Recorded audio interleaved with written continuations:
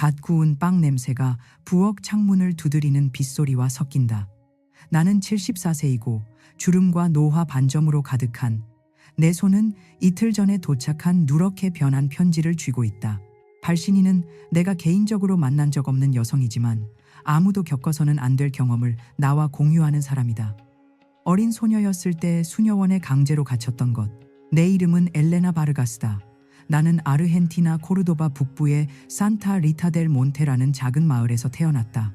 내 어린 시절은 밀밭과 우리 마을을 가로지르는 시내 사이에서 보냈는데 그곳에서는 하늘이 무한해 보였고 오후는 유칼립투스 냄새가 났다. 하지만 그 평온함은 내가 겨우 14세였을 때 깨졌고 모든 것이 영원히 변했다. 내 부모님, 돈 라미로와 도냐 카르멜라는 근면하지만 신념에 있어서는 엄격한 사람들이었다.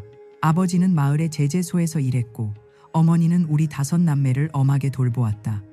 우리 집에서는 아버지의 말이 법이었고 교회가 모든 것의 중심이었다. 에스테반 신부는 마을의 신부로 두려움과 존경을 동시에 받는 인물이었다. 그의 일요일 설교는 지옥에 대해 너무나 생생하게 말해서 많은 아이들이 미사 중에 울었다. 나는 호기심 많고 활발한 아이였다. 나는 선생님인 베아트리스 선생님이 몰래 빌려주신 책들을 읽는 것을 좋아했다. 시, 모험 소설, 용감한 여성들의 이야기. 집에서 그것은 좋게 보이지 않았다. 여성은 순종적이고 조용하고 좋은 아내와 어머니가 되어야 했다. 그 이상도 이하도 아니었다. 하지만 나는 간호사가 되고 도시로 여행하고 공부하는 꿈을 꾸었다. 그 꿈들은 나의 비밀이었다. 모든 것은 어느 여름 오후에 무너지기 시작했다. 나는 막 14세가 되었다. 나는 자파상 아들인 마르코스와 만나기로 했는데 그가 수도에서 구한 이야기책을 빌려주기로 했기 때문이다. 우리는 예배당 뒤에서 만났는데 아무도 지나다니지 않는 곳이었다.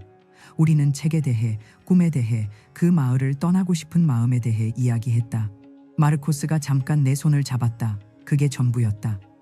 키스도 다른 것도 없었다. 하지만 내 손을 잡은 그 순간이 내 운명을 결정하기에 충분했다. 마르코스의 누이 루시아가 우리를 봤다.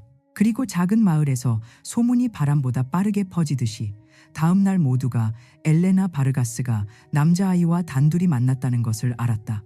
이웃 여자들은 빵집에서 수군거렸고 부인들은 광장에서 나를 경멸의 눈으로 쳐다봤고 어머니는 내가 최악의 죄를 저지른 것처럼 부엌에서 울었다. 아버지는 이틀 동안 말을 하지 않았다. 그의 침묵은 소리를 지르는 것보다 더 나빴다. 마침내 어느 날 밤 에스테반 신부가 우리 집에 왔다. 그는 부엌 테이블에 앉아서 어머니가 떨리는 손으로 내민 마테차를 마시고 판결을 내렸다. 엘레나는 소명을 받았습니다. 하느님께서 그녀를 수녀원으로 부르고 계십니다. 그것이 그녀의 유일한 구원입니다. 나는 아무것도 이해하지 못했다. 무엇으로부터의 구원? 나는 단지 남자아이와 이야기했을 뿐이고 다른 삶을 꿈꾸었을 뿐이다. 하지만 그 마을에서 그 시대에 그것은 타락한 소녀, 가족의 수치로 여겨지기에 충분했다.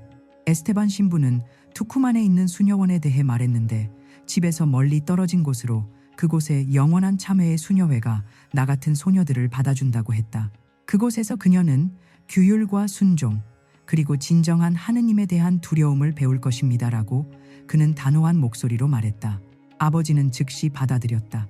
어머니는 울었지만 한마디도 하지 않았다. 어린 동생들은 내가 낯선 사람이라도 되는 것처럼 두려움에 찬 눈으로 나를 바라봤다. 오직 언니인 아말리아만이 그날 밤 나를 안아주고 속삭였다. 넌 이걸 이겨낼 거야, 엘레나. 넌 생각보다 강해. 나에게는 준비할 시간이 일주일 있었다. 내 인생과 작별할 일주일. 나는 매일 밤 베개를 껴안고 울었고 아무도 듣지 못하도록 얼굴을 숨겼다. 나는 마르코스가 빌려준 책을 몰래 간직했는데 운명에서 탈출하는 젊은 여성에 관한 모험 소설이었다. 그 책은 나의 보물이 되었고 내가 되고 싶었던 엘레나와의 유일한 연결고리였다. 떠나는 날 아침은 춥고 흐렸다. 어머니는 소박한 옷, 속옷 한 벌, 할머니의 것이었던 묵주, 그리고 성모 마리아의 성화가 든 가방을 준비해 주셨다. 다정한 작별 인사는 없었고 단지 조용한 눈물과 죄책감으로 가득한 시선만 있었다. 아버지는 한마디도 하지 않고 나를 기차역까지 데려다 주셨다. 타기 전에 그는 약간의 돈이 든 봉투를 건네주셨다. 이건 내 잘되라고 하는 거야 라고 말했다. 그리고 가버렸다. 여행은 거의 이틀이 걸렸다. 먼저 기차로, 그 다음 자갈길을 흔들리며 달리는 낡은 버스로 나는 창밖을 바라보며 풍경이 변하는 것을 보았고 푸른 들판이 산으로, 그 다음 더 건조한 지역으로 바뀌는 것을 보았다. 매 킬로미터마다 나를 집에서, 내 삶에서, 내가 알던 모든 것에서 더 멀어지게 했다. 수녀원에 도착했을 때 해는 이미 지고 있었다. 건물은 웅장하고 어두웠으며 높은 벽과 창살이 있는 작은 창문들에 둘러싸여 있었다. 하느님의 집보다는 감옥처럼 보였다. 이네스 원장 수녀가 나를 맞이했는데 키가 크고 엄격한 얼굴과 차가운 눈을 가진 여성이었다. 그녀는 미소를 짓지도 환영 인사를 하지도 않았다. 단지 결함 있는 상품을 평가하듯이 나를 위아래로 쳐다봤을 뿐이었다. 그래서 네가 산타리타의 문제아구나 라고 그녀는 날카로운 목소리로 말했다. 여기서 넌 진정한 하느님의 종으로 행동하는 법을 배울 거야. 아니면 결과를 겪게 될 거야. 그들은 나를 작은 방으로 데려가서 머리카락을 잘랐다. 길고 어두운 머리카락이 바닥에 떨어지는 동안 나는 울지 않으려고 주먹을 꽉 쥐었다. 그 다음 얼음장 같은 물로 목욕을 시키고 피부를 긁는 거친 수도복을 입혔다. 오늘부터 넌 겸손의 엘레나 수녀다 라고 그들은 선언했다. 그 이름은 머리카락을 자르는 것보다 더 아팠다. 내가 잘 방은 아주 작았다. 단단한 매트리스가 있는 철제 침대, 십자가상이 있는 작은 협탁, 그리고 아무것도 없었다. 벽은 차가운 돌로 되어 있었고 장식도 창문도 없었다. 그날 밤 나는 잠들 때까지 울었고 내 몸을 껴안으며 집의 따뜻함, 어머니의 목소리, 동생들의 웃음을 기억하려고 애썼다. 진짜 내가 누구인지 잊지 않으려고 노력했다. 수녀원의 일과는 잔인했다. 그들은 새벽 4시에 금속 비명처럼 들리는 종소리로 우리를 깨웠다.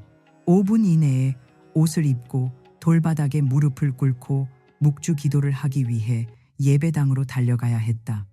1시간 내내 움직이지도 말하지도 않고 누군가 움직이거나 한숨을 쉬면 이네스 원장이 나무지팡이로 바닥을 쳤다. 기도 후에는 아침 식사가 나왔다. 딱딱한 빵 한 조각과 물 한 잔. 운이 좋으면 물탄 우유를 조금 주었다.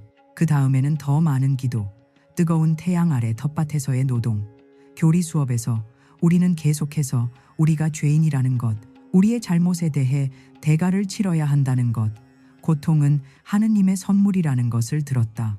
수녀원에는 나 같은 소녀들이 32명 더 있었다. 일부는 겨우 12세였고 다른 이들은 17세나 18세였다. 우리 모두는 같은 눈빛을 공유했다. 공허하고 체념하고 부서진. 우리는 과거에 대해 말하는 것이 금지되어 있었다. 외부 세계는 너희에게 죽었다고 이네스 원장은 반복했다. 여기에는 오직 하느님과 순종만이 존재한다. 하지만 침묵 속에서 소녀들은 의사소통할 방법을 찾았다. 공모하는 눈빛, 몰래 쓴 쪽지, 어둠 속의 속삭임. 그렇게 나는 루스를 알게 되었는데 가족이 그녀를 반항아로 여겨 수녀원에 보낸 15세 소녀였다. 그녀는 똑똑하고 용감했으며 수녀원조차 끄지 못한 불꽃이 눈에 있었다. 어느 오후 우리가 식당을 청소하는 동안 루스가 내 손 근처에 쪽지를 떨어뜨렸다. 나는 재빨리 그것을 집어 수도복 밑단에 숨겼다. 그날 밤 내 방에서 틈으로 들어오는 달빛으로 그것을 읽었다.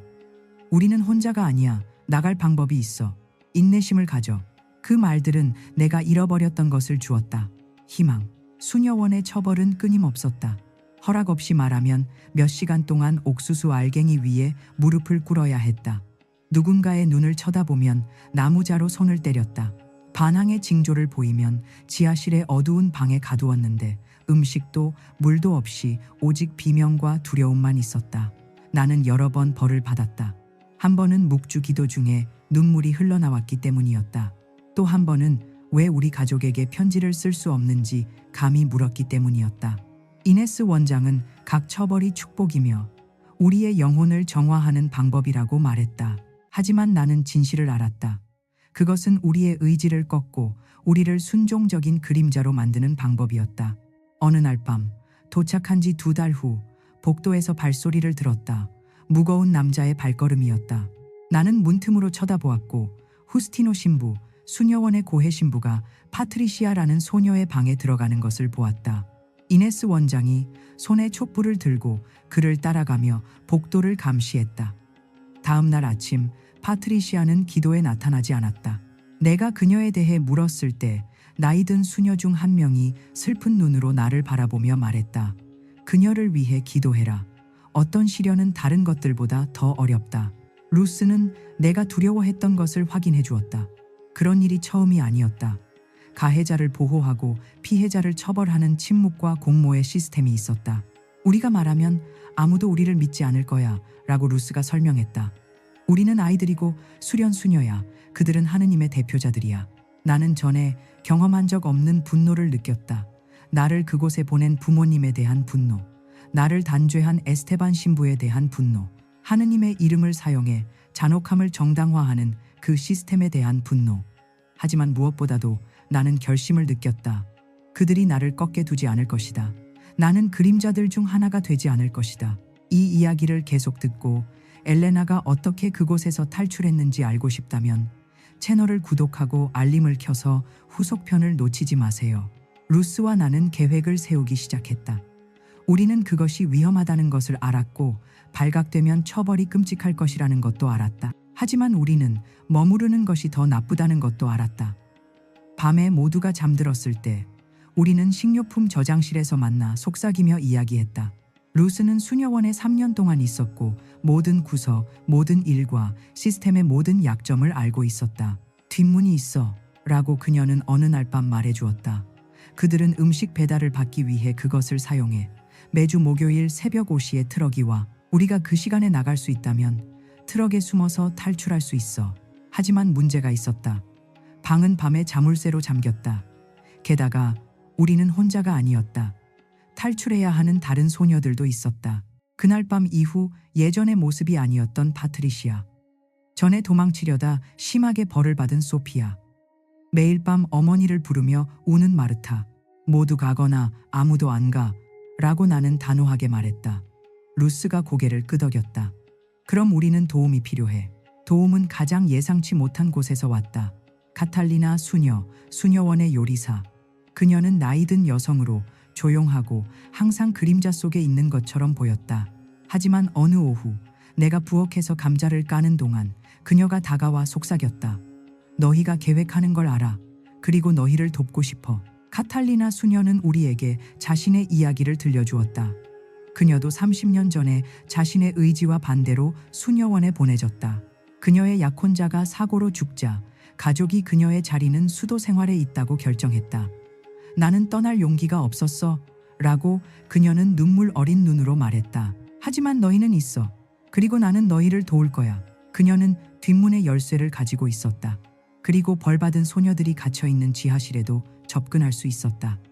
계획이 형태를 갖추기 시작했다. 선택한 목요일이 예상보다 빨리 왔다. 전날 밤 카탈리나 수녀는 다른 수녀들의 차에 약한 수면제를 넣었다.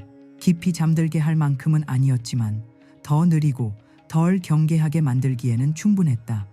새벽 3시에 루스와 나는 조용히 일어났다. 우리는 카탈리나 수녀가 구해준 평상복으로 갈아입었다. 우리는 방에서 나와 복도에서 만났다. 심장이 너무 세게 뛰어서 누군가 들을까봐 두려웠다. 이네스 원장의 방 앞을 지나갔고 그녀의 무거운 숨소리를 들었다. 수면제가 효과가 있었다. 우리는 지하실로 내려갔다. 카탈리나 수녀가 이미 그곳에 열쇠를 들고 있었다. 그녀는 파트리시아, 소피아, 마르타가 있는 방들을 열었다. 세 사람 모두 마르고 창백했지만 눈에는 희망의 불꽃이 있었다. 가자 라고 나는 말했다. 지금 아니면 절대 안 돼. 우리는 조용히 올라갔고 어두운 복도를 발끝으로 걸었다. 나무 바닥에 삐걱거리는 소리마다 우리는 숨을 참았다. 트럭이 다가오는 소리를 들었을 때 우리는 뒷문에 도착했다. 카탈리나 수녀가 떨리는 손으로 문을 열었다. 가세요 라고 그녀는 말했다. 내가 살지 못한 삶을 살아요. 트럭 운전사 헥토르 씨는 우리를 기다리고 있었다. 그는 카탈리나 수녀의 친구였고 우리를 돕기로 동의했다. 빨리 타요 라고 그는 방수포로 덮인 트럭 뒤쪽을 가리키며 말했다. 그리고 멀리 갈 때까지 소리 내지 마세요.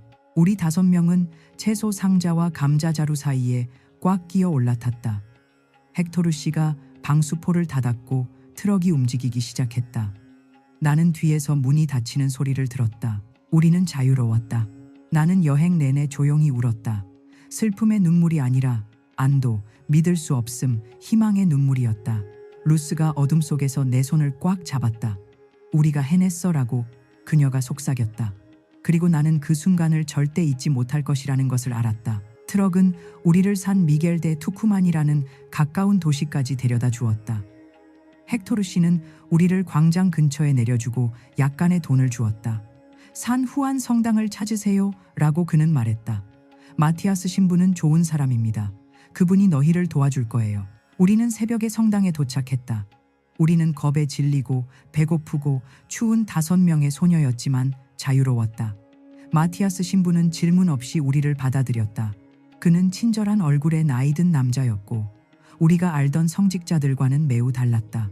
그는 우리에게 음식을 주고 잘 곳을 제공했으며 가장 중요하게는 우리의 말을 들어주었다. 우리는 모든 것을 말했다. 학대, 처벌, 감금, 두려움. 그는 우리와 함께 울었다. 이것은 하느님의 일이 아닙니다라고 그는 말했다. 이것은 하느님의 이름을 사용해 해를 끼치는 사람들의 일입니다. 그리고 우리는 이에 대해 뭔가를 할 것입니다. 마티아스 신부는 우리를 종교기관 학대 사건을 다루는 실비아 로메로 변호사와 연결해 주었다. 그녀는 우리의 이야기를 귀에 깊게 듣고 메모를 하고 질문을 했다. 너희는 용감해야 할 거야 라고 그녀는 말했다. 이건 어려울 거야. 하지만 너희는 혼자가 아니야. 다음 몇 달은 혼란스러웠다. 우리 탈출 소식이 수녀원에 전해졌고 수녀들은 찾기 시작했다. 그들은 우리 가족들에게, 경찰에게 전화를 걸고 모든 것을 침묵시키려고 했다. 하지만 로메로 변호사는 빠르게 움직였다. 그녀는 공식 고발을 제출하고 언론을 소집하고 그 수녀원에서 일어나고 있는 일을 공개했다. 처음에는 아무도 우리를 믿지 않았다. 우리는 반항적이고 거짓말쟁이고 배은망덕한 아이들이었다. 우리 가족들은 우리에게 등을 돌렸다. 어머니는 내가 가족에게 수치를 가져왔으며 집에 환영받지 못한다는 편지를 보냈다. 그것은 수녀원의 어떤 처벌보다 더 아팠다. 하지만 서서히 다른 피해자들이 말하기 시작했다. 몇 년 전에 그 수녀원에 있었지만 자신의 이야기를 말할 용기를 낼 수 없었던 성인 여성들, 학대를 목격했지만 말하기 두려워했던 수녀들, 조직적인 학대를 입증하는 문서들. 사건은 공개되었다. 신문들이 우리에 대해 이야기했다. 텔레비전이 우리를 인터뷰했다. 교회는 모든 것을 부인했지만 증거는 너무 강력했다. 마침내 2년간의 법적 투쟁 끝에 수녀원이 폐쇄되었다. 이네스 원장과 후스티노 신부는 재판을 받았다. 형량이 우리가 기대했던 것은 아니었지만 적어도 인정은 있었다. 그들이 우리에게 한 일은 잘못된 것이었다. 나는 결코 내 마을로 돌아가지 않았다. 나를 그곳에 보낸 부모님을 용서할 수 없었다. 나는 투쿠만에서 내 삶을 건설했고 항상 꿈꿔왔던 간호학을 공부했고 공공병원에서 일하며 다른 사람들을 도왔다. 루스는 변호사가 되었고 여성 인권을 전문으로 했다. 파트리시아, 소피아, 마르타도 각자의 방식으로 자신의 길을 찾았다. 20년 전 다른 생존자들과 함께 우리는 자유로운 목소리들이라는 협회를 설립했다. 우리는 종교기관에서 학대를 당한 소녀들과 여성들을 돕고 법적, 심리적, 경제적 지원을 제공한다. 우리는 그들이 혼자가 아니며 그들의 목소리가 중요하고 그들이 정의를 받을 자격이 있다는 것을 알기를 원한다. 이틀 전에 받은 편지는 다른 지역의 다른 수녀원에서 비슷한 경험을 한 23세 젊은 여성의 것이다. 그녀는 자신의 이야기를 들려주고 도움을 요청하며 인터넷에서 나에 대해 읽었고 희망을 찾았다고 말한다. 그것이 나를 살아있게 하는 것이다.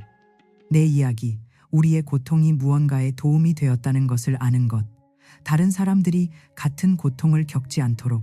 오늘 나는 74세다. 내 머리카락은 하얗고 내 손은 조금 떨리지만 내 목소리는 여전히 단호하다. 나는 계속해서 학교, 대학, 단체에서 강연을 한다.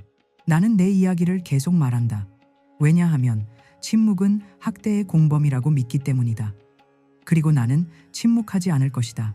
가끔 사람들은 내가 겪은 모든 것 이후에도 하느님을 믿는지 묻는다. 내 대답은 항상 같다. 그렇다. 믿는다. 하지만 그 수녀원에서 가르쳐준 처벌하고 통제하고 잔인한 하느님이 아니다. 나는 사랑과 자유, 정의의 하느님을 믿는다. 피해자들과 함께 우는 하느님, 학대 앞에서 침묵하지 않는 하느님을. 내 이야기는 독특하지 않다. 전 세계에는 자신의 의지에 반해 수녀원에 갇혔고 학대를 당했고 침묵당한 수천 명의 여성들이 있다. 많은 이들은 자신의 이야기를 말할 수 없었다. 나는 그들을 위해서도 말한다. 여기까지 읽었고 이 이야기가 어떤 식으로든 당신에게 감동을 주었다면 댓글을 남겨주세요. 당신의 목소리도 중요합니다. 가장 위험한 포식자들은 밤에 울부짖거나 이빨을 드러내지 않습니다. 그들은 대학 학위, 완벽한 넥타이, 그리고 모든 의심을 무장해제시키는 미소를 가지고 옵니다. 먼저 당신의 신뢰를 얻고 그 다음 당신의 자녀들의 신뢰를 얻습니다. 그리고 당신이 마침내 그들이 누구인지 깨달을 때쯤이면 그들은 이미 너무 촘촘한 그물을 짜놓아 탈출이 불가능해 보입니다. 제 이름은 마가렛 엘리자베스 토레스이지만 우리 마을에서는 모두 저를 맥이라고 부릅니다. 저는 82세이고 수십 년 동안 너무 무거워서 거의 숨이 막힐 뻔한 비밀을 간직해 왔습니다.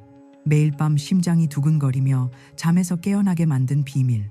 내가 옳은 일을 했는지, 더 일찍 행동할 수 있었는지, 신호들이 항상 거기 있었는데 내가 그저 보고 싶지 않았던 것은 아닌지 자문하게 만든 비밀입니다. 저는 웨스트버지니아의 작은 탄광 마을에서 자랐습니다. 그곳에서는 집들이 산비탈에 매달려 있었고 가족들은 여러 세대에 걸쳐 서로를 알고 지냈습니다.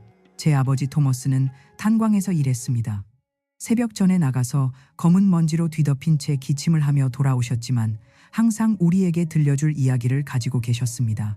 제 어머니 헬렌은 마을 가족들을 위해 옷을 꿰매고 벽의 틈새로 겨울 추위가 스며드는 2칸짜리 집에서 우리 6 형제자매를 돌보셨습니다. 저는 넷째 딸로 전쟁이 한창이던 1942년에 태어났습니다. 한 달에 한 번 우리 마을을 방문하는 이동 도서관에서 빌린 책으로 읽기를 배웠습니다. 사서인 패터슨, 부인은 제가 손에 닿는 모든 책을 탐독하는 것을 눈치채셨습니다. 이 아이는 지식에 굶주려 있어요. 어느 날 어머니께 말씀하셨습니다. 이 굶주림을 채워주지 않는다면 죄악이에요. 그분의 고집 덕분에 부모님은 제가 계속 공부할 수 있도록 희생하셨습니다.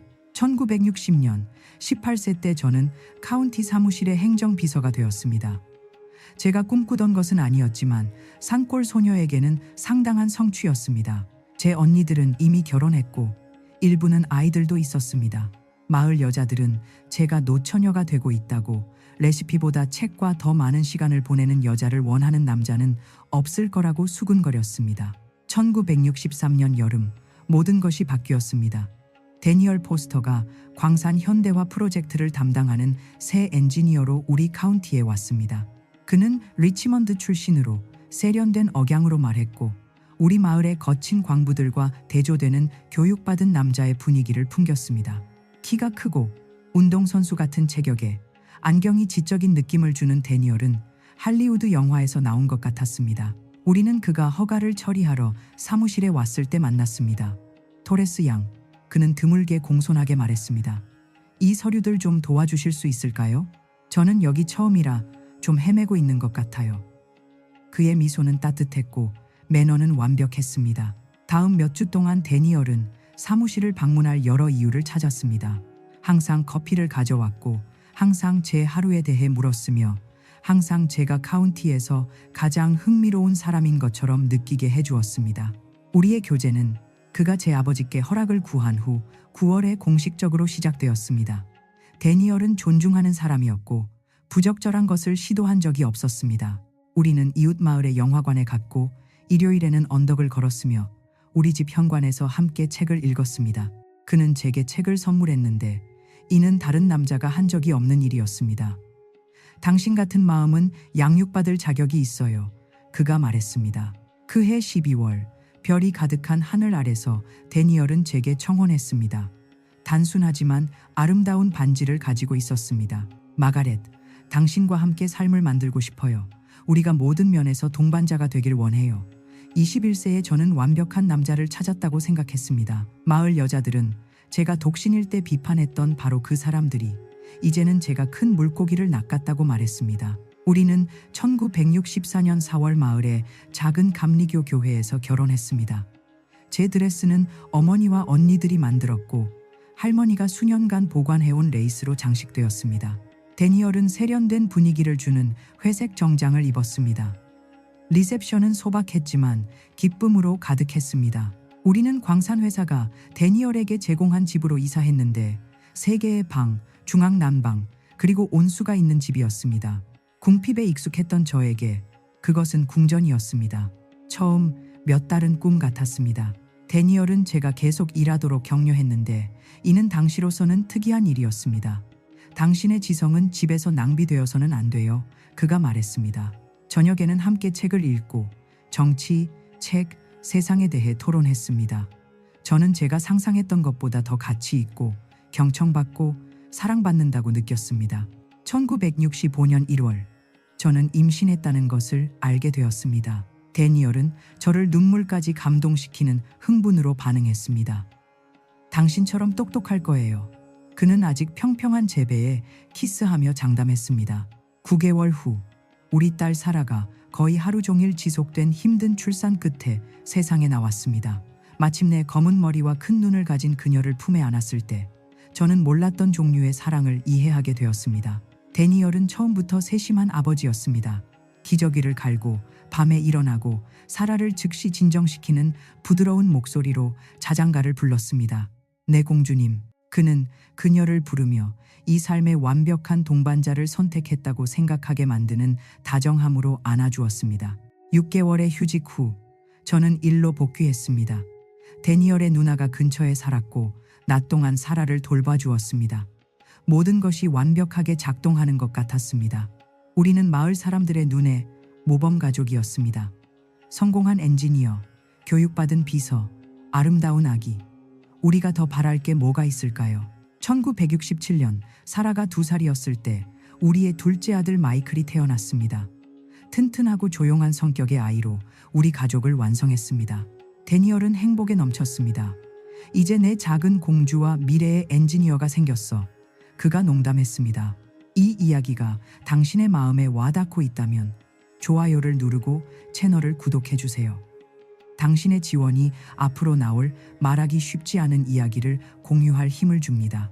균열은 사라가 4살이 되었을 때 나타나기 시작했습니다.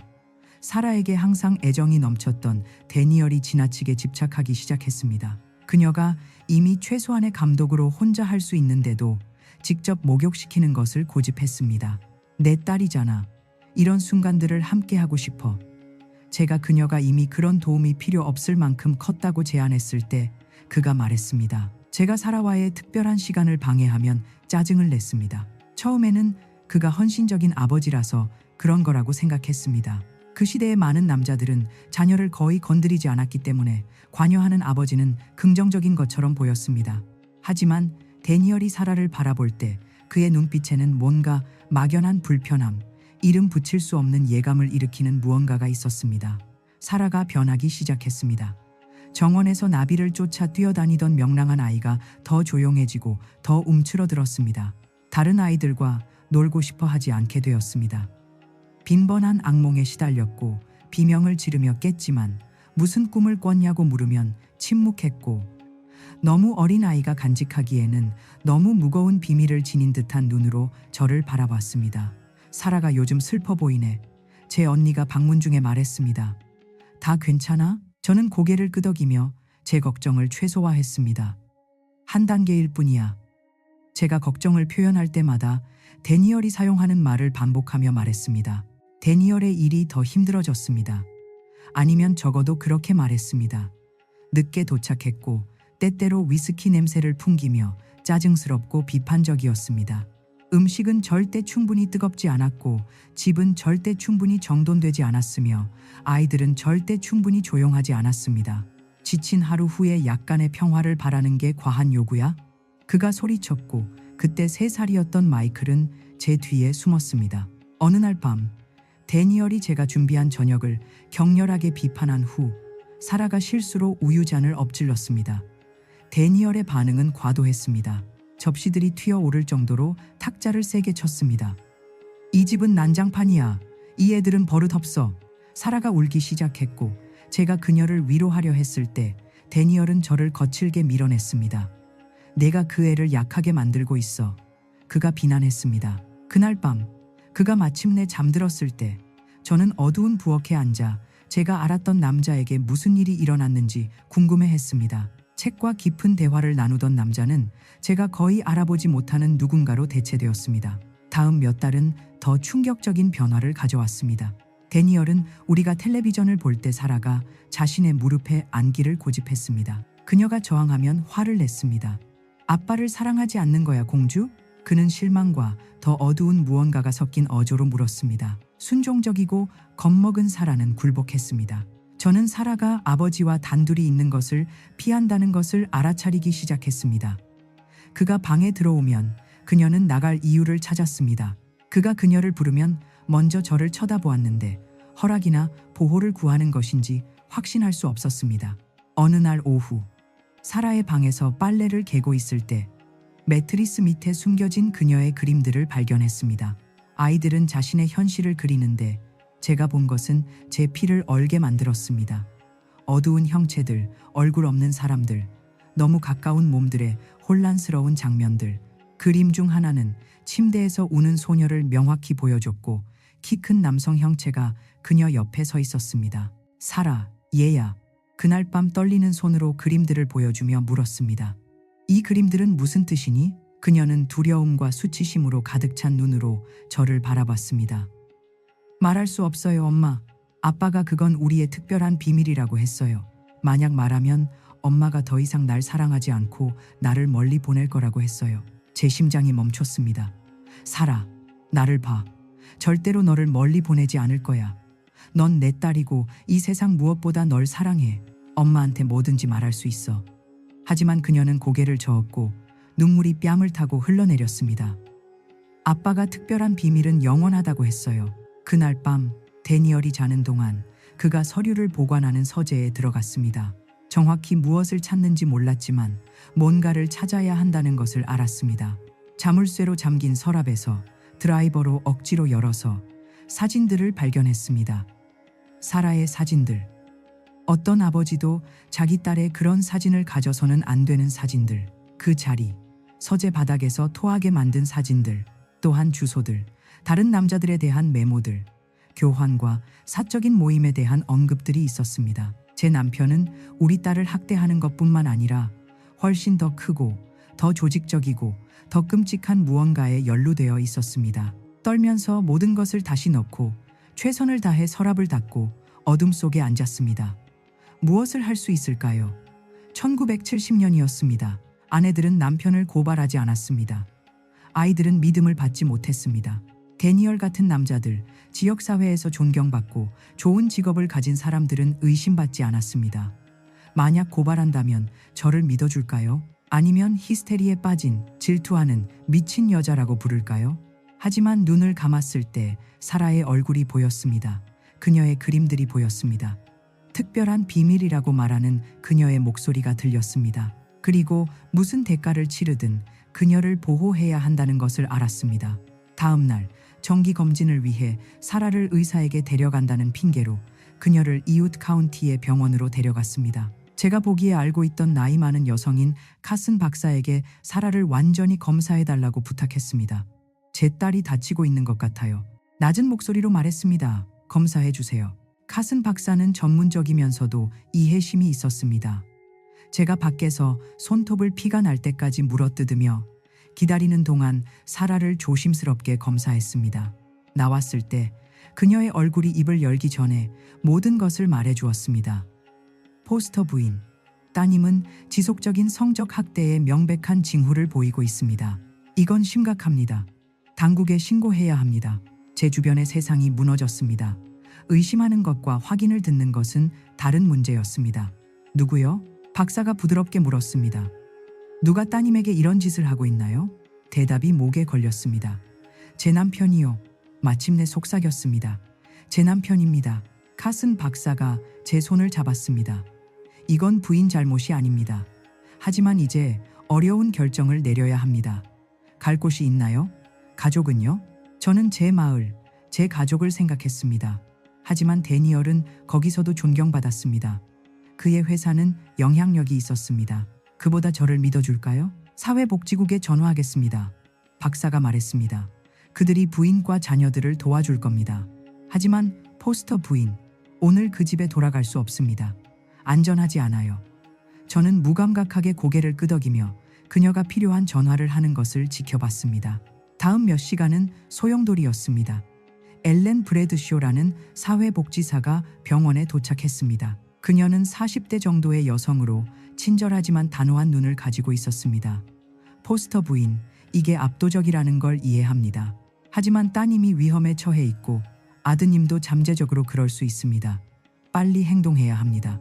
저는 비밀 주소에 위치한 위기의 여성과 아동을 위한 임시보호소로 보내졌습니다. 크고 오래된 집이었고 각자의 공포 이야기를 가진 다른 여성들로 가득했습니다. 사라는 무슨 일이 일어나고 있는지 완전히 이해하지 못한 채 저에게 매달렸습니다. 혼란스러운 마이클은 아빠를 찾았습니다. 그날 밤 낯선 침대에 누워 아이들이 옆에서 자는 동안 조용히 울었습니다. 사라의 잃어버린 순수함, 산산조각난 제 결혼, 제가 알았다고 생각했던 남자가 끔찍한 괴물로 밝혀진 것에 대해 울었습니다. 하지만 다른 것도 느꼈습니다. 안도감. 몇 달, 어쩌면 몇 년 만에 처음으로 제 아이들이 안전했습니다. 다음 날 경찰이 그의 사무실에서 데니얼을 체포했습니다. 엘렌이 나중에 말해줬는데 그는 모든 것을 부인했고 카슨 박사를 거짓말쟁이라고 불렀으며 저를 이야기를 꾸며내는 복수심에 불타는 아내라고 비난했다고 합니다. 하지만 수색 영장으로 경찰이 발견한 그의 서재 안의 사진들은 다른 이야기를 들려줬습니다. 스캔들이 마을을 뒤흔들었습니다. 사람들은 나뉘었습니다.